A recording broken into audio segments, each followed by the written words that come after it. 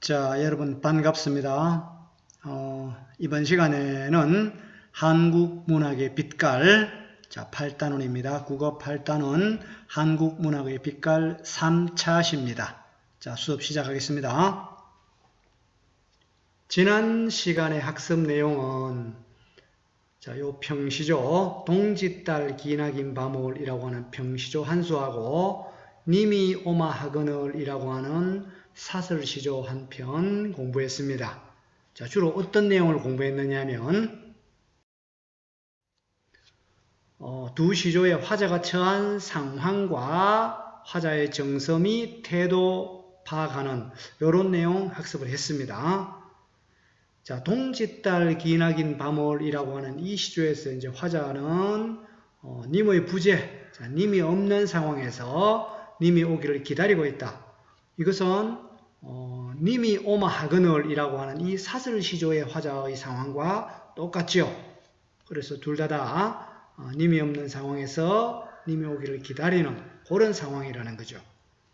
그 다음에 이제 화자의 정서 및 태도로 보면 자, 님이 없는 상황에서 님을 기다린다는 것은 님이 이미 그만큼 그립다는 거죠. 어떤 그리움의 정서 드러납니다. 그 다음에 이제 이 태도는 자, 이 그리운데 막 만나기 위해서 달려가는 게 아니라 그냥 사랑하는 님이 온다면 님이 없을 때 시간을 저장해 두었다가 님이 오면 그 저장해 둔 시간을 풀어서 함께 오래오래 있어야지라고 하는 그런 어떤 상상이라는 거죠. 님이 올 것을 상상하면서 그런 그리움을 견뎌내고 있다. 이렇게 정리를 했습니다. 자, 반면에 이제 이 사설시조에서는 그리워하는 것은 같은데 자, 님이 온다 하길래 기다렸습니다. 그래서 저 먼 산에 건너산에 뭔가 희끄무리한 게 있어서 그걸 님으로 착각하고 막 만나러 달려가는 그런 어떤 장면이었습니다. 그래서 막 달려간다는 쪽에서 요 사설시조가 요 평시조에 비해서 훨씬 화자의 태도가 적극적이다. 그런 정도 공부를 했습니다. 자, 그 다음에 이제 표현상 특징과 효과인데 자, 여기서 이제 기나긴 밤 허리를 벤다는 얘기는 밤이라고 하는 어떤 추상적인 대상을 허리가 있는 즉 구체적인 대상으로 표현했다는 겁니다. 그리고 그 밤이라고 하는 시간을 서리서리 넣었다가 구비구비 펴리라 라고 한 것도 마찬가지죠. 그래서 어떤 추상적 대상을 구체적으로 형상화했다. 이런 특징 하나 들 수 있고 그 다음에 이 서리, 그 다음에 구비 이런 것들은 음성상징어죠. 이 음성상징어를 통해서 뭔가 어떤 생생한 표현감을 드러내고 있다. 이렇게 정리를 했습니다. 음성상징어, 어떤 생생함. 자, 그러면 이 이제 사설시조에서도 마찬가지죠. 뭐 곤비, 님비랄까, 지방, 천방, 천방지방이라고 할까. 이런 부분에서 어떤 음성상징어를 통해서 어떤 생생함을 표현했다. 뭐 똑같습니다. 이렇게 정리를 했고. 자, 지난 시간에 학습 과제는 이렇게 OX로 답하는 문제 이제 15문제하고 서술형 3문제가 있는데 요거는 다음 대면 수업 시간 등교 수업 때 해설을 하도록 하겠습니다. 자, 이번 시간 학습 내용은 시조 계속됩니다. 시조의 형식적, 내용적 특징을 알 수 있다는 것 하나. 또 하나는 서정문학의 형식적, 내용적, 전통 개성입니다. 자, 우리 전통과 어떻게 닿아 있느냐. 이게 이제 이번 시간에 학습 내용이 되겠습니다. 자, 우리 이제 교과서 307쪽인데 다음 글을 참고하여 시조의 형식적, 내용적 특징을 알아보자 했는데 자, 우리 시조의 기본적인 형태가 이제 평시조입니다. 근데 이 평시조는 3장으로 되어 있다. 자, 3장으로 되어 있다는 얘기는 초장, 중장, 종장으로 되어 있다는 거죠. 자, 이게 평시조입니다. 그래서 이게 이제 3장 구조라는 겁니다. 그 다음에 이제 6구라고 하는 거는, 자, 이 각 장은 두 구로 되어 있다는 거죠. 이렇게 1구, 2구, 그 다음에 3구, 4구, 그 다음에 5구, 6구 해서 전체 초장이 2개구, 중장 2개구, 종장 2개구 해서 6구로 되어 있다는 겁니다. 그 다음에 이제 사음보인데, 자, 사음보라고 하는 거는 이렇게 읽습니다. 동짓달 기나긴 밤을 한 허리를 버혀내어 한 줄을 네 토막으로 나누어 읽는다는 거죠. 그러면 중장은 춘풍니불이 아니라 춘풍니불 아래 서리서리 넣었다가, 자, 네 토막으로 끊어 읽었죠.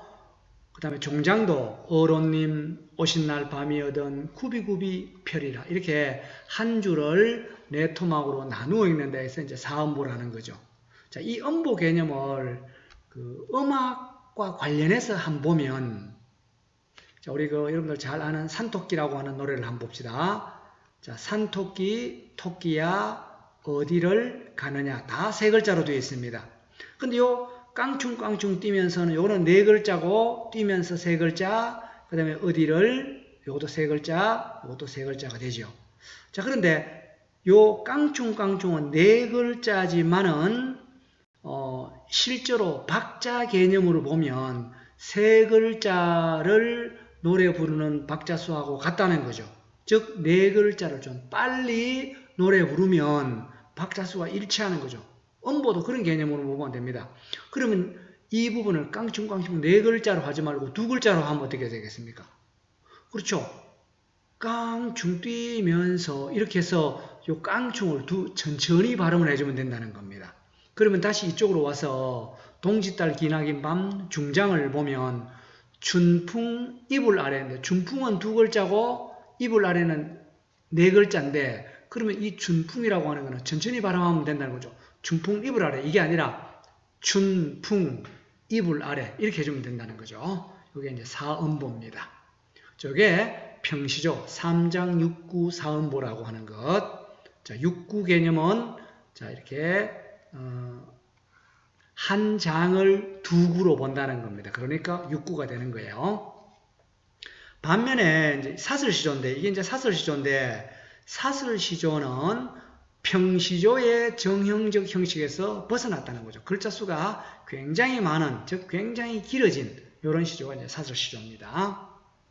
자, 그 다음에 이제 내용으로 가보면 뭐 자연 친화적인 내용도 있고, 뭐 유교적인 가치관을 노래한 것도 있고, 뭐 등등 있는데, 그러면 이 자체를 아는 게 중요한 게 아니라 구체적인 작품을 놓고, 그러면 우리가 공부했던 요 두 편의 시조는 이 중에 뭐에 해당되느냐 하면 남녀의 정을 노래하고 있다는 거죠. 이게 뭐 섬세하고 우아한 표현인가, 그거는 주관적이라서 잘 모른다 하더라도 남녀의 정을 노래하고 있다.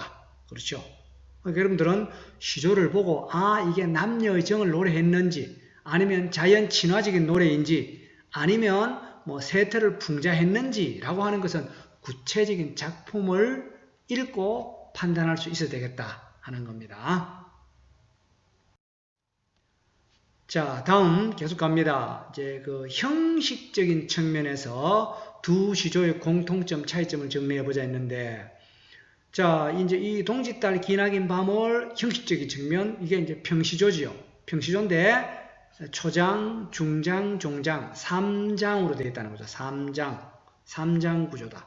그러면 이 사설시조도 마찬가지입니다. 세 줄로 되어 있죠. 초장, 중장, 종장 해서 3장 구조로 되어 있다는 것은 같다는 겁니다. 3단 구조죠. 그래서 이제 공통점은 초장, 중장, 종장이라고 하는 3장 구성. 요게 이제 하나고, 또 하나는 자, 이 종장의 첫 음보입니다. 이건 항상 세 글자라는 거죠. 세 글자. 종장의 첫 음보, 어론님이라고 하는 거와 모처라라고 하는 이 종장의 첫 음보는, 즉 종장의 첫 음보는 세 글자다 하는 게 공통점이라는 겁니다. 반면에 차이점은, 자, 이 가는 평시조인데 시조의 정형적 형식을 지니고 있습니다.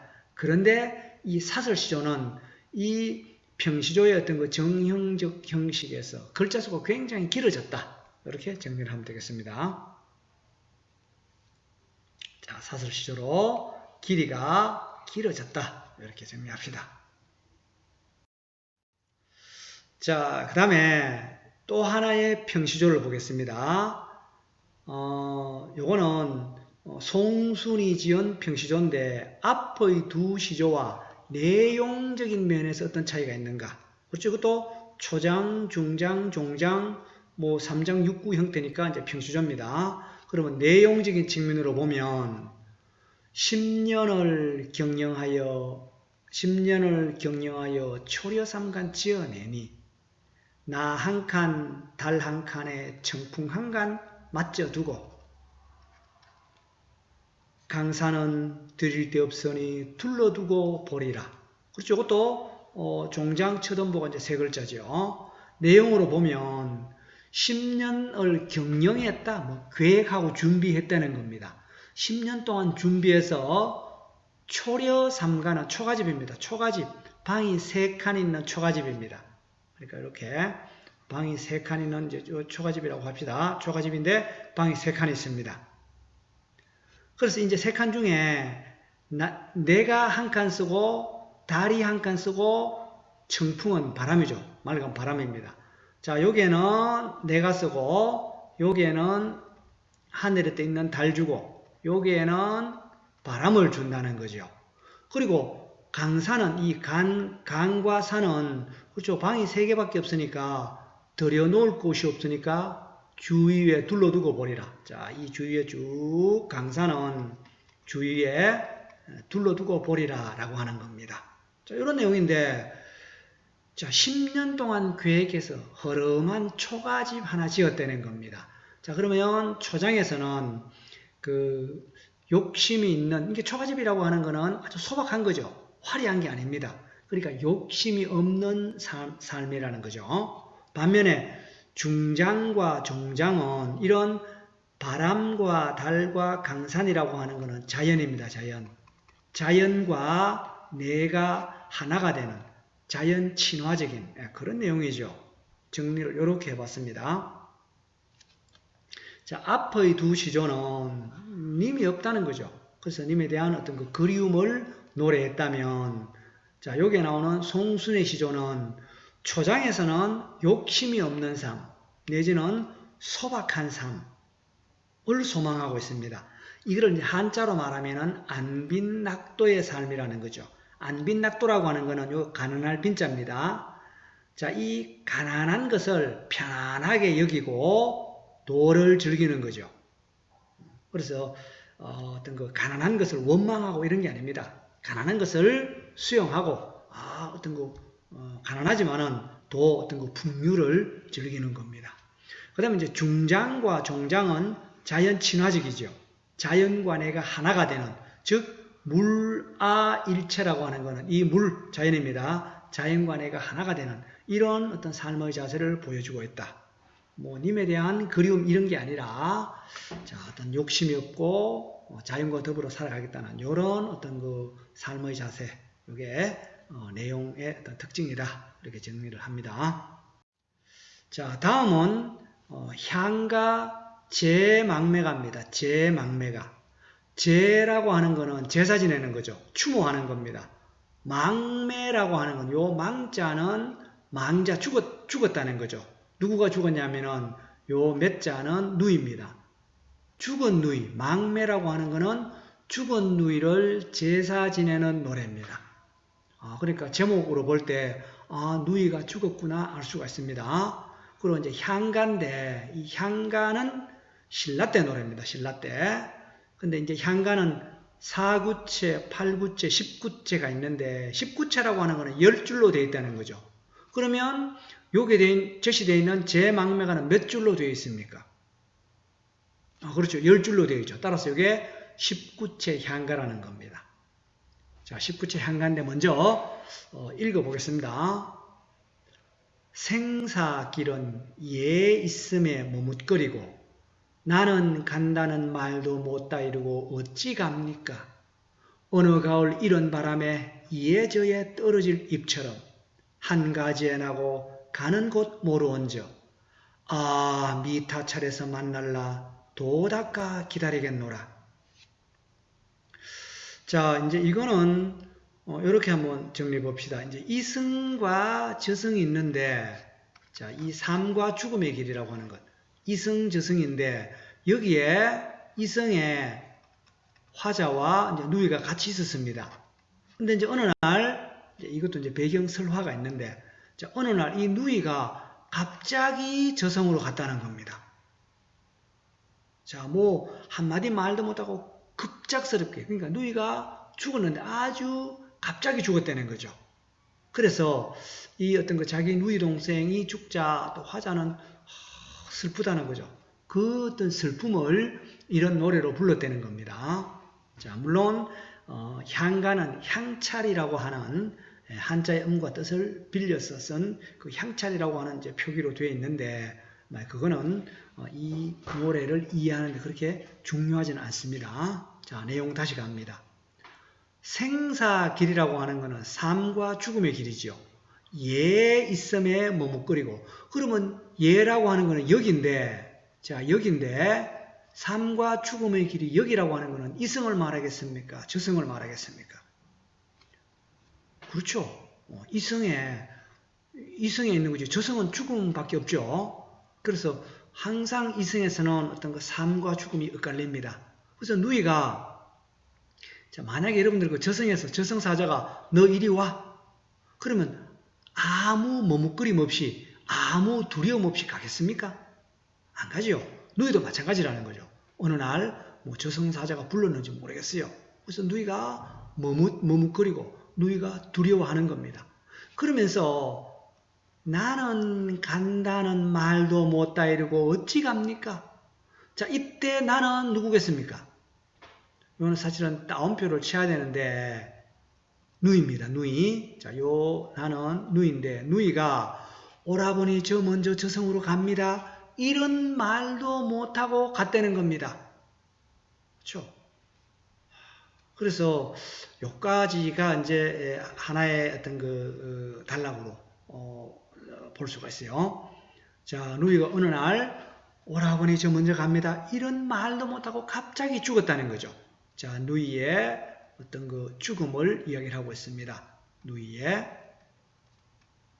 죽음입니다. 자, 그 다음에 어느 가을 이런 바람에 여기에 저기에 떨어질 잎처럼 한 가지에서 나고 가는 곳 모르겠구나 그랬습니다. 자, 나뭇잎이 바람에 나뭇잎이 떨어졌습니다.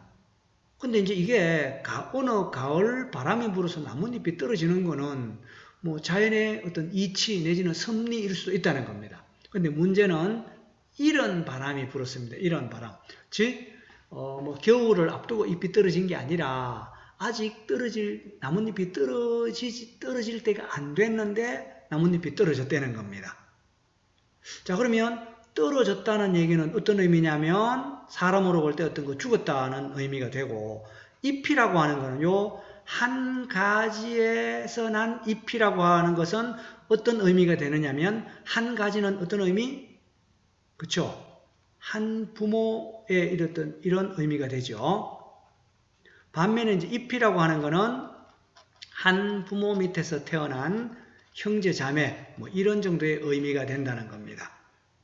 자, 그래서 같은 부모에서 태어나는 형제 자매인데 이 누이가 이런 바람에 떨어졌으니까 일찍 죽었다는 거죠. 자, 이 잎이 떨어졌는데 일찍 떨어졌다. 따라서 누이가 죽을 때가 아닌데 갑자기 일찍 죽었다. 그래서 가는 곳을 모르겠구나 해서 여기까지가 또 하나의 단락으로 볼 수 있다는 거죠. 자, 이 부분은 누이의 죽음으로 인한 어떤 슬픔, 뭐 내지는 뭐 무상감 이런 거죠. 근데 이 제망매가가 아주 그 높은 어떤 그 문학적 의미를 지니는 것은 물론 여기에 나오는 뭐 바람, 뭐 잎이나 한 가지나 이런 비유죠, 비유. 이제 이런 어떤 그 비유를 잘 쓴 이런 것도 있지만은 이 마지막 부분을 보세요. 아 라고 하는 감탄사가 나옵니다. 아 미타찰에서 만날라 도 닦아 기다리겠노라. 자, 이 미타찰이라고 하는 거는 이제 아미타불이 다스리는 서방정토라고 그랬죠. 자, 아미타불, 사람이 죽으면 가는, 그래서 이쪽에 가면 이제 아미타불이 있다는 건데, 여기에 이제 이 저성에 이제 미타찰이 있는 거죠. 자, 따라서 누이는 죽어서 어떤 거 미타찰에 가 있습니다. 그래서, 그럼 화자가 누이를 만날 길은 저성에 미타찰에 있는 누이가 이성으로 올 수는 없습니다. 그러면 화자가 이제 미타찰에 가면 누이를 만날 수가 있다는 겁니다. 그래서 미타찰에서 만날라. 이때 나는 화자가 되죠. 아까 삼행에 나오는 이때 나는 간다 할 때 이때 나는 누이가 되고, 그 다음에 이제 구행에 나오는 나는 화자가 되는 겁니다. 자, 그래서 이 미타찰에서 그 누이를 만날 나는 이성에서 도를 닦으며 기다리겠다고 그랬습니다. 자, 그러니까 화자가 그냥 슬픔만 하는 게 아니라, 그래, 미래에 나도 이제 미타찰에 가면 너를 만날 수 있으니까 그때까지 내가 여기서 불도에 정진하면서 그날을 기다리겠다고 그랬습니다. 따라서 이 슬픔이 마지막에 오면 극복되는 거죠. 뭐 죽은 누이가 살아와서 극복되는 게 아니라 자기 어떤 거 정서적으로 극복된다는 겁니다. 뭘 가지고 만날 수 있다는 어떤 기대감 때문에 극복되는 거죠. 그러니까 이 어떤 슬픔이 제로가 되는 게 아니라 마이너스 100 정도의 슬픔이 마이너스가 없는 제로의 상태가 되는 게 아니라 오히려 만날 수 있다는 플러스 100으로 슬픔이 승화가 되는 거죠. 그러면서 불도에 정진하면서 슬픔을 이겨내는 거니까 뭐 슬픔의 종교적 승화 이렇게 얘기할 수 있다는 겁니다. 자, 여기서 이제 형식적으로 주목해야 될 부분은 이 부분입니다. 감탄사가 있다는 거죠. 그러면 다시 이제 왼쪽으로 가보면 자, 19체 향가입니다. 19체 향가는 기서결 3단 구성을 취한다는 겁니다. 그렇죠? 4줄까지 기, 그 다음에 또 4줄까지 서, 마지막 2줄 결, 이렇게 기서결. 우리 시조도 초장, 중장, 종장 이렇게 되어 있었죠. 우리 이제 한국 사람은 3이라고 하는 숫자를 좋아합니다. 3. 우리가 뭐 가위바위보에도 뭐 3 3번 한다면 그러죠. 그래서 이런 문학 작품도 기서결, 뭐 처음, 중간, 끝, 서론, 본론, 결론 이렇게 3단 구성을 취한다. 그 다음에 또 하나 중요한 부분이 자, 이 결에 해당되는 부분은 이제 구구입니다. 구구. 전체 10줄 중에서 9번째 줄에는 반드시 감탄사를 쓴다는 거죠. 감탄사. 반드시 감탄사를 써서 시상을 고양한다는 얘기는 업시키는 거죠. 아주 어떤 정서적으로 아주 그 분위기가 이제 고양된다는 겁니다. 그러면서 시상을 마무리하는 이런 기능. 자, 요 3단 구성 세 번째 첫머리에 감탄사를 쓰는 거하고 우리 시조, 종장, 첫 음보가 몇 글자? 3글자. 이런 것들이 우리 한국 문학의 어떤 그 전통이다. 형식적 전통이다라고 하는 겁니다. 자, 내용. 자, 누이의 죽음으로 인한 슬픔을 종교적으로 극복하고 있다. 요게 제 막매가의 어떤 그 내용이었습니다.